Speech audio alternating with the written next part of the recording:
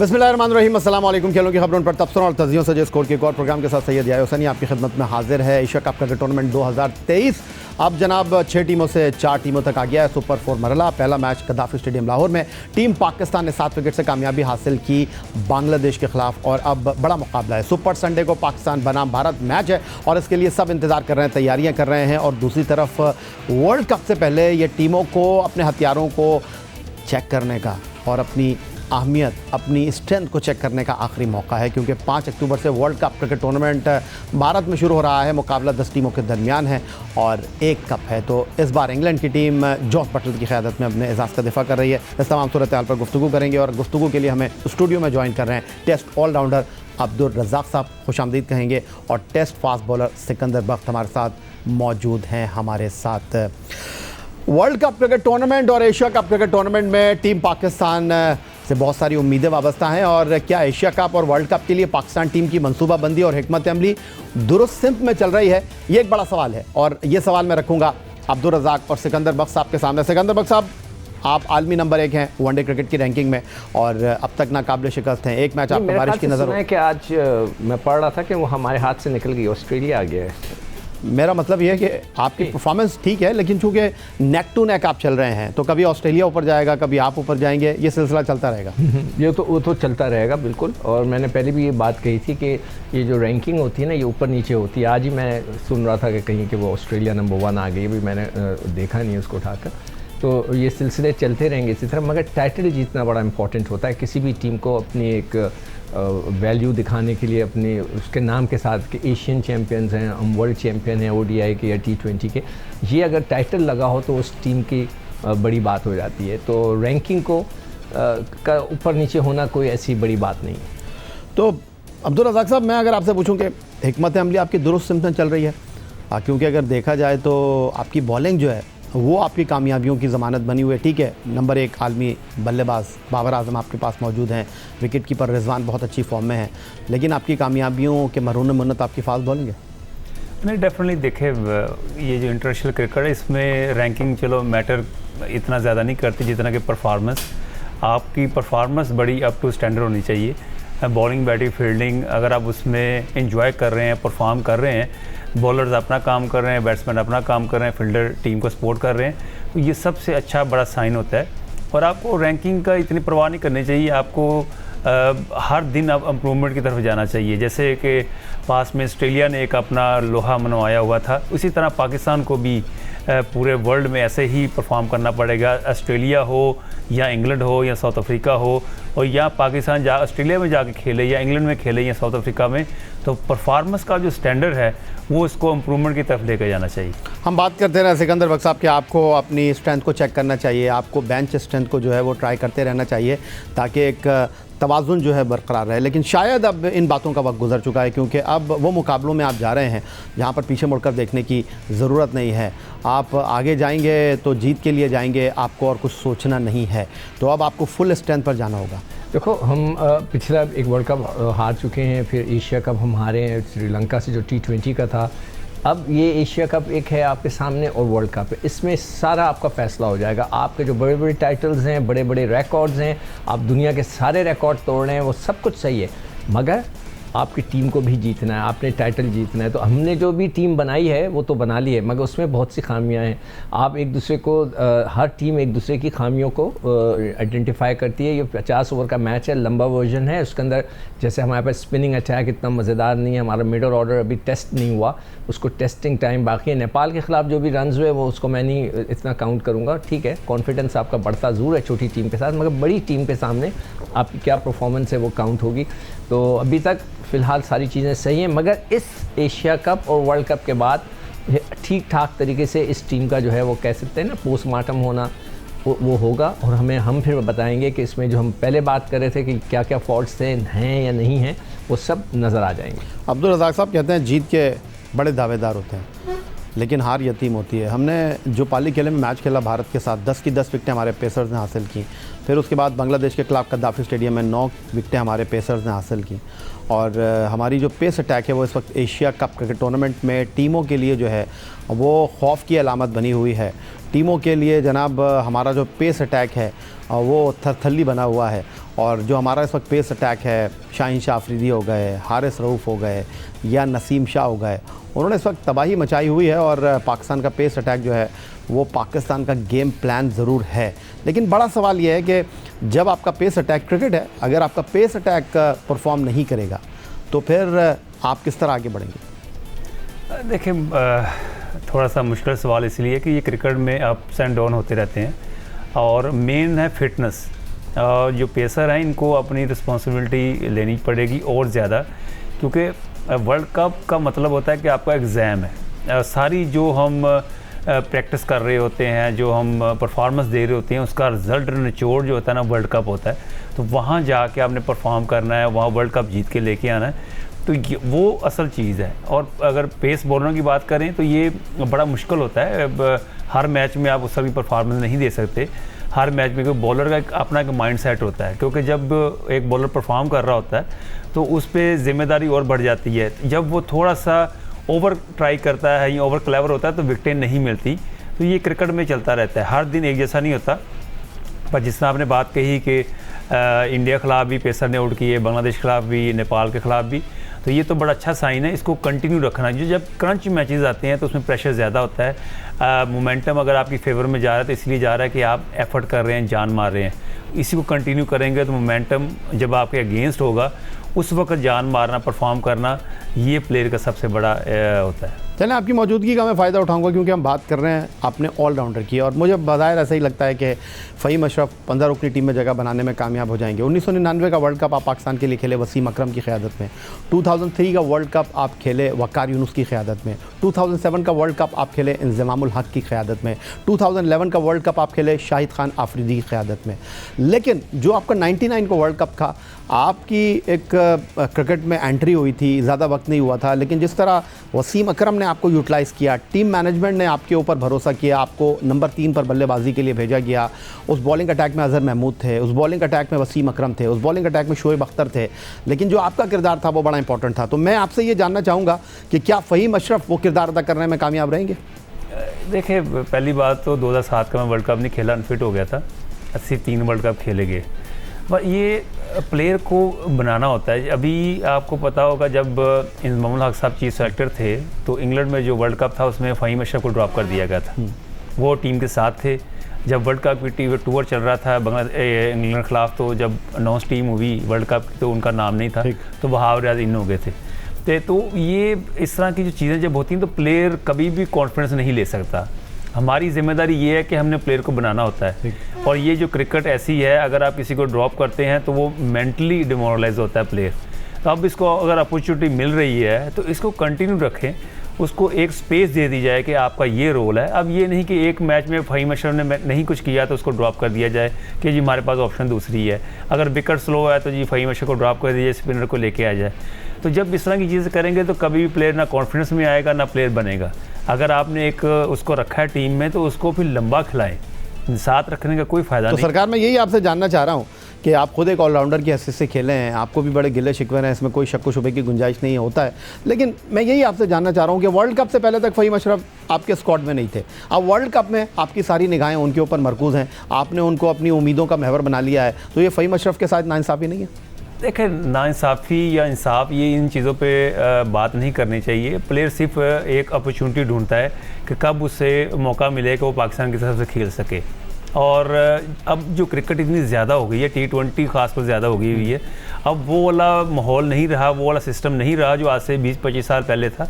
उस वक्त हाँ, प्लेयर को ड्रॉप किया जाए तो हो सकता है कि वो कुछ और सोचे, नेगेटिव सोचे, पर अभी जो है अगर ड्रॉप भी होता है तो उसके बाद इतनी क्रिकेट उसको मिल जाती है कि उसको वो कमी पूरी हो जाती है उसकी। तो फ़हीम अशरफ के लिए यही है कि अब उसका सिर्फ एक सर्वाइवल है कि जब वो खेले, परफॉर्म करे, और ऐसा परफॉर्म करे कि जब टीम को ज़रूरत हो। जब टीम की ज़रूरत में वो परफॉर्म करेगा तो टीम की ज़रूरत बन जाएगा। तो इस तरह की परफॉर्मेंस देनी पड़ेगी, तब जाके वो फ़हीम अशरफ एक अच्छा रनर बन सकता है। तो सिकंदर साहब, हमने तय कर लिया, अब शाहीन, नसीम, हारिस और चौथे पेसर के तौर पर अब फ़हीम अशरफ खेलेंगे अब बतौर ऑलराउंडर कैटेगरी में, या आपको लगता है कि नहीं, हालात व वाक़यात के साथ आपको चॉप एंड चेंज करनी चाहिए? देखो, फ़हीम अशरफ और रज़ाक में बहुत बड़ा फ़र्क है। रज़ाक जो था वो पावर हिटर था, और ऐसा वैसा नहीं, बट तगड़ा किस्म का पावर हिटर था। कोई शक पावर हिटर का मतलब ये होता है कि वक्त के ऊपर चाहे तो लंबे लंबे छक्के मार ले, वो पावर हिटर होता है। जैसे आजकल थोड़ा अभी 2 मैचों में झलकियाँ इफ्तिखार ने दिखाई हैं कि वो आखिरी तक रुका है और उसने आखिरी तक वो आके फिर पावर हिटिंग की है। तो रज़ाक में वो क्वालिटी थी, ये फ़हीम अशरफ में वो क्वालिटी नहीं है। बॉलिंग में रज़ाक क्विकर था उससे, तो रज़ाक और उसमें थोड़ा सा फ़र्क है। और जहाँ तक ड्रॉप होना और वापस आना, ये एक खिलाड़ी के ज़िंदगी का हिस्सा होता है। ठीक। आप खेलते हैं, ड्रॉप होते हैं, कम बैक करते हैं, यही एक क्वालिटी इंसान, एक बड़े क्रिकेटर या स्पोर्ट्समैन की होती है कि जब आपको ड्रॉप कर दिया जाता है, सारे ऑड्स आपके अगेंस्ट होते हैं, you make a come back और बहुत स्ट्रॉन्ग किस्म का कम बैक करें। ठीक। अगर आप नहीं कर पा रहे हैं तो that's mean you are a weak person. तो फ़हीम अशरफ के लिए एक मौका मिला है, हमारे पास कोई भी ऑलराउंडर नहीं था। मैं अभी भी समझता हूँ कि वर्ल्ड कप के लिए हमें ज़मान खान को रखना चाहिए, हमें 4 जेन्युइन फास्ट बॉलर्स खिला देने चाहिए। ज़मान खान इस वक्त इस किस्म की क्रिकेट में बहुत ज़बरदस्त बॉलिंग कर रहा है। आप कितनी लंबी बैटिंग करेंगे कि 6 पर आपके बैट्समैन हैं, फिर शादाब है, फिर फ़हीम अशरफ है, तो क्या आप बैट्समैन ही डालते रहेंगे? हम हमेशा डर जाते हैं अपनी बैटिंग से। बैटिंग को उतना ही रखें 6-7 तक, फिर उसके बाद आप 4 जेन्युइन बॉलर खिलाएं, अगर आप 4 खिलाना चाहते हैं। अदरवाइज़ 2 स्पिनर और 3 फास्ट बॉलर्स खेलते हैं, मगर अगर आप खिलाना चाहते हैं तो मैं तो ज़मान खान के वोट बात करूंगा कि उनको खेलना चाहिए। अच्छा, चूँकि आपने ज़मान खान का नाम लिया तो हाँ, मैं अब्दुल रज़ाक साहब सर हिला रहे थे, मैं इनसे सवाल करूंगा ज़मान खान का, बट मुझे ब्रेक के लिए कहा जा रहा है। एक ब्रेक लेते हैं और ब्रेक से वापस आएंगे तो शुरुआत यहीं से करेंगे।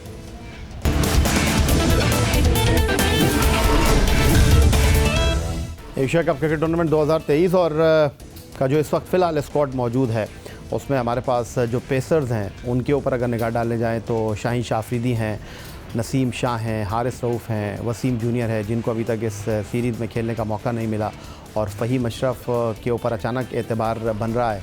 तो अब्दुल रज़ाक साहब, ये इस वक्त अवेलेबल ऑप्शंस आपके पास हैं और लगता है कि वर्ल्ड कप में हम इनके साथ तो जाएंगे, लेकिन ब्रेक से पहले सिकंदर बख्श बात कर रहे थे कुछ ज़मान खान के हवाले से, तो आपको लगता है कि ज़मान खान जो है उनको होना चाहिए?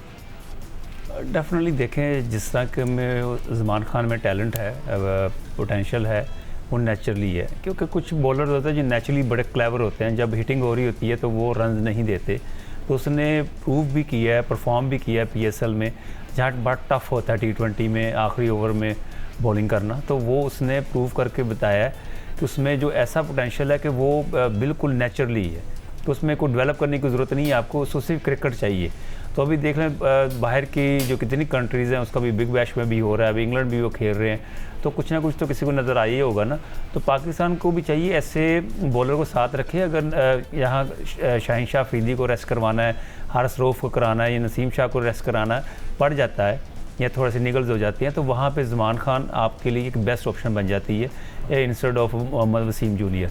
तो ये एक बड़ा अच्छा आपके पास पॉइंट है, तो उस पर थोड़ा सा रिलाई करना चाहिए, उसको कॉन्फिडेंस देना चाहिए, तो उसको फील होना चाहिए कि जी मुझे कॉन्फिडेंस मिल रहा है पाकिस्तान क्रिकेट बोर्ड की तरफ से। तो डेथ ओवर में जिस तरह अब तक ज़मान खान ने बॉल डाला है, ये बात तो आपकी दुरुस्त है, क्योंकि शाहीन शाह अफरीदी का सेकंड स्पेल में बॉल करना एक मसला है। अगरचे एशिया कप में वो ये मसले के साथ हमें दिखाई नहीं दे रहे हैं, लेकिन एक आम तासुर यही है कि शाहीन शाह अफरीदी के ओवर 35 से 30 के दरमियान ख़त्म करवा देने चाहिए। तो ऐसी सूरत में तो ज़मान खान आपके लिए एक अच्छा ऑप्शन हो सकता है। देखिए, ये अच्छी ऑप्शन नहीं है कि शाहीन शाह अफरीदी के पहले 30 ओवर में ओवर ख़त्म कर दिए जाए, ये अच्छी ऑप्शन नहीं है। क्योंकि कभी भी वो फिर बॉलर की पहचान हमेशा होती है आखिरी डेथ ओवर में करने में, वहाँ उसका अहम रोल होता है कि वहाँ रन रोकता है, विकेटें लेके देता है, तो फिर जाके आपकी रेटिंग बढ़ती है। अगर वो as a part time bowler तो नहीं है, वो तो आपका मेन रेगुलर बॉलर है, तो उनको सही यूटिलाइज जिस तरह कर रहे हैं वो बेहतरीन है। और ज़मान खान जब खेलते हैं तो डेफिनेटली शाहीन शाह अफरीदी के साथ दूसरा तो पेसर लाजमी होता है, जैसे अब नसीम शाह कर रहे हैं, हारिस रऊफ़ करते हैं, तो वो बड़ी ऑप्शन बच जाती है। सिकंदर बख्श साहब, हम फास्ट बॉलिंग की बात कर रहे हैं, तो आपके ख्याल में हम 6 फास्ट बॉलर से जा सकते हैं? बिल्कुल जा सकते हैं। देखिए, इसने जो एक बात कही थी रज़ाक ने कि फ़िटनेस, आप जब लगातार सारे मैच खेल रहे हैं और हमारे जितने भी 3 बॉलर्स का हम जिक्र कर रहे हैं जिन पे हम बहुत रिलाई कर रहे हैं, वो यंग हैं और बहुत एक्साइटेड हैं। इसलिए कि जब आप उस उम्र के हिस्से में होते हैं ना, यंग एज होती है, तो उस वक्त आपको बिल्कुल एहसास नहीं होता कि मैं इंजर्ड होऊंगा नहीं होऊंगा। हमने भी सारे वक्त यही देखा, मगर ये फ़िक्र शुरू होती है जब 28, 29 साल 30 साल के एज में आते हैं ना, then you start controlling yourself कि जी मैं अपने आप को मोहतात तरीके से अगले 4-5 साल निकालूंगा। तो ये जो बात कर रहा है बिल्कुल सही कह रहा है। कभी भी किसी वक्त भी कोई ऐसे कोई इशू हो कि वो महसूस करे शाहीन या नसीम। देखें इस दफ़ा भी नसीम शाह जो हैं फील्डिंग के अंदर स्लाइड मारते हुए गिर गए थे, ज़मीन पर लेटे हुए थे, लोग उठा के उनको बाहर लेकर गए। तो देयर इज़ अ चांस, खुदा ना करे, अल्लाह ना करे कभी ऐसी चीज़ हो, मगर चांसेस हैं। तो उसके लिए उसको भी होना चाहिए, वसीम हो, बिल्कुल कोई फ़र्क नहीं पड़ता। मगर मैं बहुत अरसे से कह रहा हूँ, या आपके प्रोग्राम ने भी बोला कि कप्तान का जो है ना रोल, वो डिफाइन करेगा पाकिस्तान को। अच्छा, आपने कप्तान की बात कर ली तो मेरा ख्याल है बाबर आजम की कप्तानी पे थोड़ी सी गुफ्तगू कर लेते उसी की हैं। मैं बात बाबर आजम पिछले 3-3.5 साल से टेस्ट, वनडे, T20 में टीम पाकिस्तान को लीड कर रहे हैं। हम 2 साल में 2 T20 वर्ल्ड कप में सुरखुर नहीं हो सके, T20 एशिया कप में हम डिलीवर नहीं कर सके। तो बड़े मैचों में बाबर आजम की कप्तानी क्या उनका असल इम्तिहान होगी? अब ये एक बड़ा सवाल बनकर उभर रहा है। तो मैं पहले आपकी तरफ ही आ जाता हूँ सिकंदर बख्श साहब। हाँ देखिए, कप्तानी जो है बहुत इंपॉर्टेंट रोल अदा करेगी। मैंने पहले भी प्रोग्रामों में कहा, मैं दोबारा रिपीट कर रहा हूँ ये बात, लोगों को ये बात पसंद भी नहीं आ रही कि देखें बाबर बहुत लकी हैं, उनके पास इतना ज़बरदस्त स्पेस अटैक है। इस स्पेस अटैक के बगैर जब वो कप्तानी करते हैं, कराची के किंग्स को उन्होंने कप्तानी की, पेशावर ज़ल्मी की कप्तानी की, वो कहीं नहीं स्टैंड किया, उन्होंने कामयाबी नहीं हुए। और लोग कह रहे हैं कि नहीं जी उनके खिलाफ लड़कों ने बगावत की, व्हाटएवर। मगर आप अच्छे कप्तान होते हैं तो चीज़ों को संभाल के निकाल के चलते हैं, यही आपकी कामयाबी का राज है। पाकिस्तान में जो उनकी कप्तानी प्रोलॉन्ग हो गई है वो सिर्फ़ और सिर्फ इन फास्ट बॉलर्स की वजह से है। आप उनको कैसे हैंडल करते हैं, किस वक्त पे क्या कराते हैं, कैसे अटैक कराते हैं। हमने इंडिया के ख़िलाफ़ भी देखा कि 66 for 4 और उसके बाद आपने स्लिपें हटा दी और फील्ड फैला रही है। ये चीज़ें जो है ना बहुत मैटर करती हैं।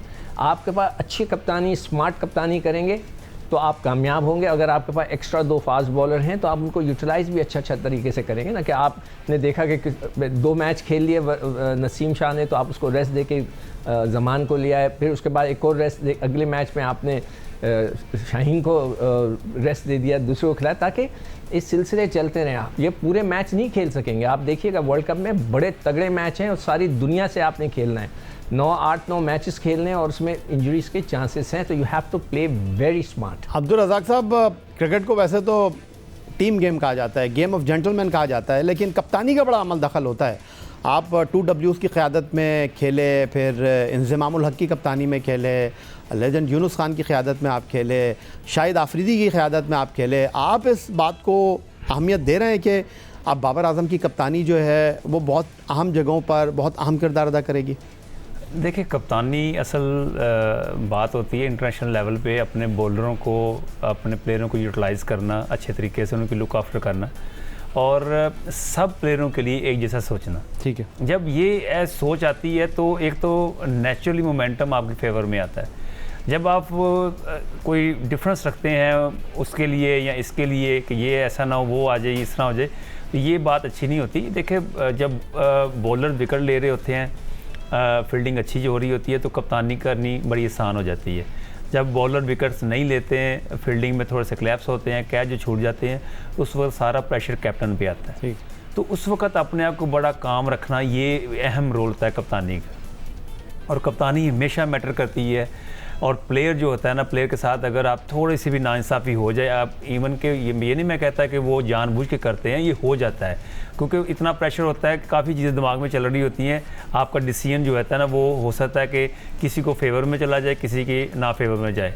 तो इस तरह की चीज़ें होती रहती हैं ग्राउंड में। तो ग्राउंड में असल काम जो होता है, अब जितने प्लेयरों के साथ ये खेल चुके हुए हैं, अब हर प्लेयर की, हर बॉलर की, हर किस्म की अब साइकी को समझ चुके हुए हैं कि इस बॉलर को हमने कहाँ पे लेके आना, इसका रोल क्या है। तो अब मैं समझता हूँ अब तो बड़ी आसान चीज़ हो जाए, यानी इनके लिए अब इस तरह की गलतियाँ नहीं होनी चाहिए कप्तानी में। कप्तानी मैटर करती है आपकी फील्ड प्लेसिंग में, बॉलरों को यूटिलाइजेशन में, ये बहुत अहम रोल होता है इसका। और इवन के बैटिंग ऑर्डर में भी आप उसमें एक अहम रोल अदा कर सकते हैं अगर आप में ज़्यादा सेंस हो तो।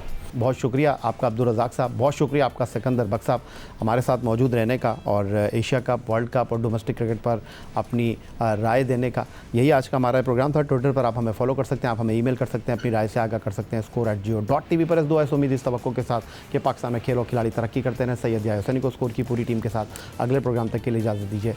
अल्लाह हाफ़िज़।